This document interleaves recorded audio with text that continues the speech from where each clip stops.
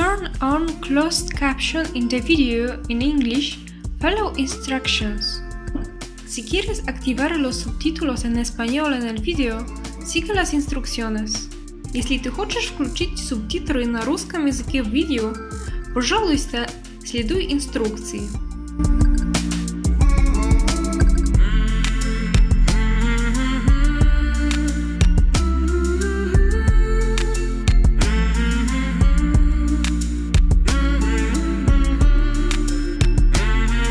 Witajcie moi drodzy! To kolejna lekcja języka polskiego na poziomie średnio zaawansowanym. Sekcja turystyczna dotycząca podróży. Dzisiaj dam Wam 5 top porad dla podróżników. To bardzo ważne porady dla każdego, kto organizuje wyjazdy samodzielnie. Jeżeli chcecie dowiedzieć się więcej o narzędziach, o których będę dzisiaj mówiła, nagram kolejne wideo, kolejne lekcje z bardziej szczegółową, dokładną wiedzą. Przejdźmy teraz do kwestii organizacyjnej. Jak zorganizować podróż? Zapewne każdy z Was słyszał o miastach takich jak Rzym, Paryż, Ateny, Barcelona. Ale kiedy stajemy przed wyzwaniem wyjazdu, zaczynamy się zastanawiać, co możemy tam zwiedzić. Znamy powiedzmy 1 czy 2 bardzo słynne zabytki, ale o reszcie często za dużo nie wiemy. Nie wiemy, jak zaplanować intensywnie nasze dni, żeby każdy dzień był wypełniony kolejnymi punktami zwiedzania, różnymi miejscami, różnymi zabytkami w sposób logistyczny, w sposób przemyślany, w sposób racjonalny. Wskazówki, które zawiera to wideo, mogą uczynić, że Twój wyjazd będzie niesamowity. To rada numer 1. Uzyskaj wiedzę o miejscu. Co może Ci w tym pomóc?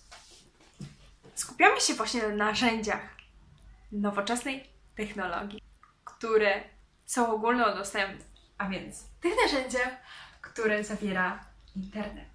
Zacznijmy od czytania informacji i artykułów. W dobie internetu można uzyskać bardzo dużo informacji ze stron internetowych. Najbardziej znane strony internetowe mogą dać Ci bazową informację odnośnie kolejnych miejsc i punktów, które warto jest odwiedzić. Oczywiście, jeżeli chcesz poszerzyć tą wiedzę, nie jest to wystarczające. Jednak w procesie planowania będzie to wystarczające. Dlatego, że najważniejsze budynki, najważniejsze zabytki architektury, najważniejsze punkty atrakcji są zazwyczaj wysoko oceniane na stronach internetowych, są one wymieniane, są one akcentowane. W takim razie nazwę miejsca będziesz już znał. Otwierasz w Google Wikipedię i tam możesz przeczytać o danych miejscach. Szczególnie będzie Cię interesowało kilka sekcji. Są to sekcje takie jak urbanistyka, architektura, zabytki, turystyka. One właśnie wspominają o bardzo istotnych atrakcjach. Budynki, skwery, parki, pomniki. W Wikipedii możesz też zobaczyć fotografie wybranych miejsc. Kolejną ważną stroną, którą polecam Wam do odwiedzenia, jest TripAdvisor. Na tej stronie, kiedy klikniecie w Things to Do, pojawia się lista interesujących miejsc. Możecie tam znaleźć także oceny innych osób, które już tam były, które te miejsca zwiedziły i które wystawiają własną opinię na ich temat. Kiedy zrobicie listę miejsc, które chcecie odwiedzić, możecie wpisywać w wyszukiwarkę i szukać więcej informacji na ten temat. W tym miejscu pojawia się też drugi punkt związany z tą pierwszą radą. Są to fotografie. Dowiedzieliście się już o miejscach? Warto też zobaczyć fotografie. Warto zobaczyć, jak wyglądają obiekty, które chcecie odwiedzić. Potwierdzić zdobytą wiedzę z rzeczywistością i potwierdzić swoje wyobrażenia z obrazem. Też możecie wykorzystać do tego narzędzie Google Images, zdjęcia, które znajdują się w Google.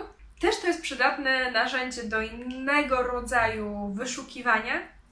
Wpisujecie miasto, pojawiają Wam się fotografie z danego miasta, klikacie na daną fotografię i możecie sprawdzić, jaki to jest zabytek. Jeżeli Wam się bardzo podoba, możecie go dodać do swojej listy, bądź możecie zweryfikować, na jakiej pozycji w swojej liście potencjalnych miejsc, do których pójdziecie, umieściliście dany obiekt. Już sami pewnie zauważacie, jak jest to łatwe, proste i banalne i jak szybko można to wykonać.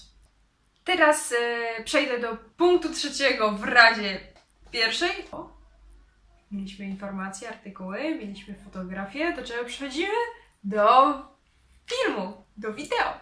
A więc możecie wpisać w YouTube dane miejsce bądź zabytek i obejrzeć filmy sfilmowane bądź przez profesjonalistów, bądź przez amatorów odnośnie danych miejsc. Wideo pokazuje jeszcze dokładniej, jak dane obiekty wyglądają. I czy te obiekty, które wybraliście, faktycznie Was interesują. Na YouTube możemy obejrzeć bardzo wiele relacji z podróży, vlogów, timelapse i innych filmów. Przejdźmy teraz do top rady 2. Utwórz mapę. Mapa jest bardzo przydatna. Twoja własna mapa. Jak możecie stworzyć takową mapę z poszczególnymi punktami?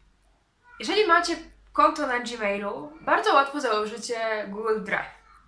W Google Drive tworzycie własną mapę. I na tej mapie oznaczacie kolejne punkty. Narzędzie Google My Maps. W wyszukiwarce mapy wpisujesz dane miejsce, mapa Ci wyszukuje, gdzie ono jest, przypinasz pineskę i masz je na mapie. Robisz tak z każdymi kolejnymi punktami. Co Ci to daje? Masz wtedy taki pełny obraz, które obiekty znajdują się blisko których i pomoże Ci to w przyszłości zaplanować czas, odległość i stworzyć przyszły plan. Jeżeli jesteśmy w temacie map, także bardzo przydatne są Google Maps. Też wpisujecie na przykład miasto i możecie skorzystać z narzędzia, którym jest wirtualny spacer. Wybieracie takiego ludka na dole i nim możecie spacerować po danych ulicach, znaleźć się naprzeciwko obiektu, możecie przespacerować się wzdłuż morza. Większość miejsc jest prowadzona w spacer Google Map. Możecie mieć troszeczkę trudność, jeżeli jest to miejsce związane z parkiem narodowym czy naturą. Nie każda ścieżka jest tym objęta. Jednak w większych miastach bez problemu zobaczycie wszystko.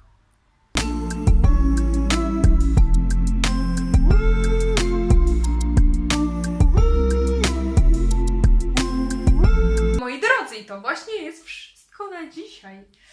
Mam nadzieję, że moje rady Wam się podobały. Twoja osobista wycieczka daje Ci wiele korzyści. Podróżuj w sposób, który Ci się podoba. Wszystko jest możliwe. Dziękuję Wam serdecznie za obejrzenie tej lekcji. Mam nadzieję, że się podobała. Jeżeli się podobała, bardzo proszę komentowanie. Zasubskrybujcie mój kanał, żeby wiedzieć o moich kolejnych lekcjach. W opisie wideo, jak zwykle, możecie odnaleźć przydatne linki. Stronę internetową z materiałem z tej lekcji, Facebook fanpage, odnajdziecie też kontakty, LinkedIn, Instagram, Twitter. Dziękuję serdecznie za uwagę. Jesteście wspaniali. Wierzę w to, że możecie zorganizować swój własny wyjazd. Proszę napiszcie w komentarzu własne spostrzeżenia z wyjazdu, własne sugestie dotyczące tego, jak zorganizować wycieczkę. Jeżeli zorganizujecie wyjazd, korzystając z moich rad, też zostawcie komentarz i napiszcie, jak Wam się to udało i czy moje rady okazały się przydatne. Do zobaczenia w następnej lekcji. Pa, pa!